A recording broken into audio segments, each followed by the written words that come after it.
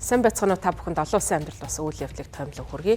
Оросын холбооны улсын ерөнхийлөгч Путин урьдчилсан нөхцөл тулгуугаар Украинтай шууд яриа хэлцээ хийх боломжтой гэдгээ мэдгдсэн байна. За энэ удаагийн яриа хэлцээнд хоёр талын хоорондоо учраад байгаа асуудлуудын үндсийг шийдвэрлэх зорилготой. За мөн цаашдаа талууд яриа хэлцээ амжилттай хийсэн тохиолдолд цаашд ч гэсэн гал зогсох хэлцээрийг шинээр байгуулах боломжтой гэсэн ийм мэдээллийг нэм гарагт хийсэн байна. За Оросын холбооны улсын ерөнхийлөгч Туркийн нийслэл Стамбул хотод Украинтай ийхүү уулзах боломжтой гэдгээ хэлсэн байна. За ингээд мөн үүний хариуд бол Украины ерөнхийлөгч Владимир Зеленский Оросын холбооны ус даваа гаргаас эхлэн гал зогсоох хэрэгтэй. За энэ бол хамгийн түрүүнд одоо яриа хэлцээ хийх боломж гэж үзэж байна. За мөн Оросын холбооны улсын ерөнхийлөгч хийсэн мэдээллийн хариуд Украины ерөнхийлөгч Владимир Зеленский олон нийтийн сүлжээнд хийсэн пост мэдээлэлтэй Оросууд дайныг эцэслэх талаар бодож гисэн эерэг тохио боллоо гэж мэдгдсэн. За тэрээр мөн маргааш буюу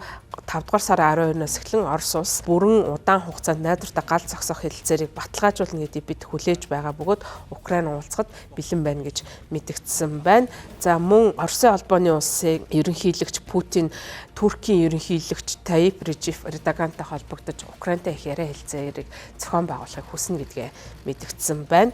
За Украин болон өрөндийн орнууд даваа гаргаас эхлэн хамгийн багадаа 30 хоногийн хугацаанд хуурай газар далай тэнгис агаар мандалд ямар ч болцлоггүйгээр гал зогсоохыг Оросд уриасны дараа энэ одоо мэдээллийг Оросын холбооны улсын ерөнхийлөгч Путин хийж байгаа юм байна. За гэхдээ нэм гарагт хэлсэн үгэндээ гал зогсоох асуудлаар ямар нэгэн шууд мэдээллийг хийгээгүй байна. За харин Америкийн нэгдсэн улсын ерөнхийлөгч Дональд Трампын зүгээс энэ одоо асуудалд бол зуршлагчаар ажиллахыг хүсэлтэй байгаагаа мэдгдсэн.